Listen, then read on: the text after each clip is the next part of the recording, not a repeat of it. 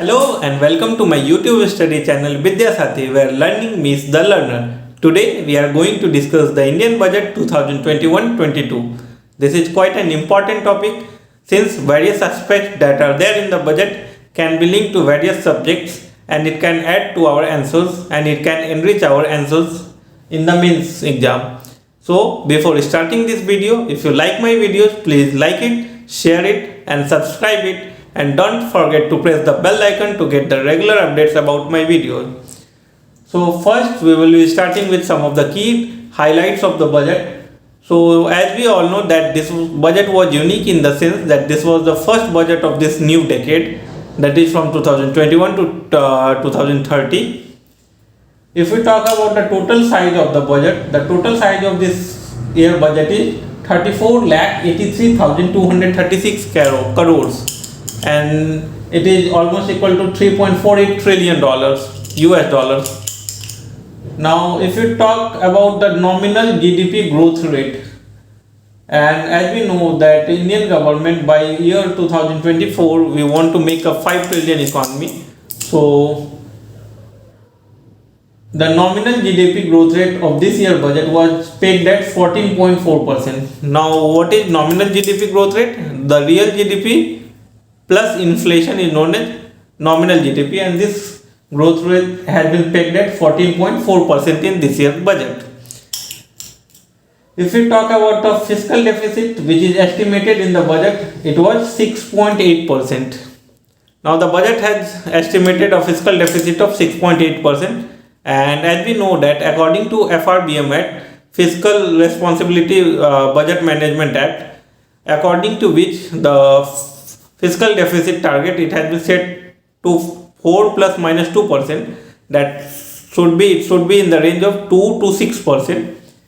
But this fiscal deficit target, it is breaching the FRBM Act target. As we all know that these are extraordinary circumstances. With our economy, it has received shocks from corona pandemic, the corona induced lockdowns when economic activities got disrupted, and before corona also our economy was going through a phase of slowdown. So on account of all those things, we have breached the fiscal deficit target. But the Indian government has said that they will try to bring this fiscal deficit into limits by year 2025-26 to 4.5%, which is quite within the limit prescribed by the FRBM Act. Now the revised fiscal deficit in the last year, that is year 2020-21, was pegged at 9.5%.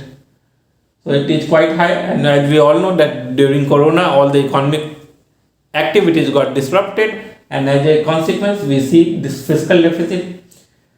Now the highest annual increase in, if we talk about any ministry which has saw the highest annual increase in allocation, it was the Ministry of Jal Shakti. And as we all know that water in present times has become a valuable resource for any country, and now every country is planning strategies for judicious use of water.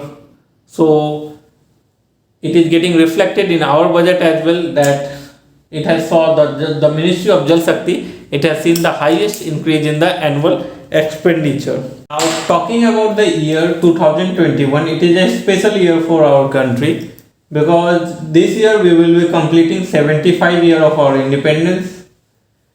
At the same time, it will be the year of 60 years of Goa's accession to India. Now it will also mark the 50 years of India-Pakistan war that took place in 1971. It is also the year of 8th census of independent India. If we talk about independent India, now this will be the 8th census that we are going to conduct, and it is the first digital census of the independent India. Now it is India's turn at the BRICS presidency. In 2021, India will get the presidency of the BRICS, and as we all know that the presidency of the BRICS rotate according to the acronym. So right now it is India, and next it will be China. Now it is the year of Chandrayaan 3 mission. As we all know that Chandrayaan 2 mission, it was almost 90% successful. However, our lander was not able to land, but this year we are again going to launch Chandrayaan 3 mission with the same objective to explore the southern pole of the moon. Now it is also a religiously important year since Haridwar Mahakumbh is going to be organized this year. So these are the things which are major milestones which our country is going to achieve this year. The budget 2021-22 has 6 pillars. This budget was based upon 6 pillars. We can say that it was categorized into 6 categories. That is, first one is health and well-being, and it is the most important component in the wake of the pandemic that we are dealing through, and still it is an ongoing process. Right now we are seeing that vaccination drive is being conducted in our country. Now the second component is physical and financial capital and infrastructure. Physical and financial capital and infrastructure, like we know that infrastructure, there is a saying that me and you, the normal people, they travel by vehicles or transport facilities, but the economy or the economists, they travel on infrastructure. So infrastructure is quite an important component. Then the third one is inclusive development for aspirational India. This aspirational India, last year budget, our budget was categorized into 3 themes, and aspirational India was one of the 3 themes, and this is in continuation with the last budget. Then fourth one is reinvigorating human capital. Reinvigorating human capital means to give strength, further strength to the human capital.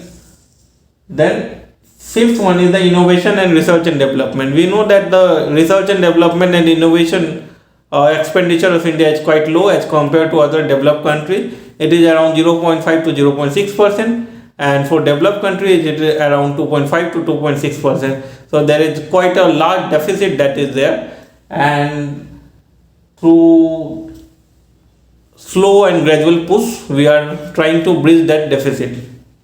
And the last component is minimum government and maximum governance.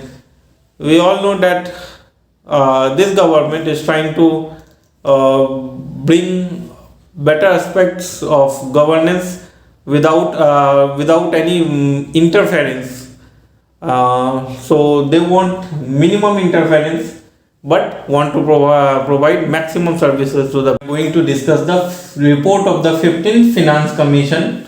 So as we all know that Indian Constitution under Article 280 has the provision of Finance Commission, and this Finance Commission is formed after every 5 years by the President of India. The 15th Finance Commission, it is headed by N.K. Singh, who also hails from Bihar, and they have submitted their report to the President, and this report was tabled in the floor of the House by our Finance Minister. Now some of the important recommendations of the 15th Finance Commission are: the vertical share of the taxes retained at 41% for the states. As we all know that Finance Commission is responsible for distribution of taxes between center and state. So the state share, it is pegged at 41%. Now during Corona we have seen that many of the states, they have huge revenue deficits or fiscal deficits. Now in order to bridge that revenue deficit, Finance Commission has recommended revenue deficit grants to 17 states. Now third states are allowed to borrow up to 4% of GSDP. Now this limit has been increased by the Finance Commission because during pandemic we have seen that GST collection, it was quite low, and center was not even able to pay the GST compensation to the states. So center has allowed to increase the borrowing limit for the state up to 4% of the GSDP, and an additional 0.5% of the borrowing will be allowed, but only on one condition, that states should commit to bring their fiscal deficit to a target of 3% by year 2023 and 24. If they commit to bring that fiscal deficit within 3%, then they will get an additional borrowing of 0.5% that they can do. Now contingency fund, earlier if, as we all know, that until and unless the budget is passed, we can't take money from the consolidated fund of India. So in that case we use contingency fund. Now under contingency fund, the amount earlier it was 500 crore. Now it has been increased to 30,000 crore. Now the amount of contingency fund, it has been increased up to 30,000 crore. Then Finance Commission has also recommended for creation of a non-lapsable fund for the defense sector. As we all know that whatever the allocations that are made in the budget, they are lapsable. Means once the financial year ends, the amount that is there allocated, that lapses. But for defense sector, 15th Finance Commission has recommended for creation of a non-lapsable fund, which was accepted by the government as well.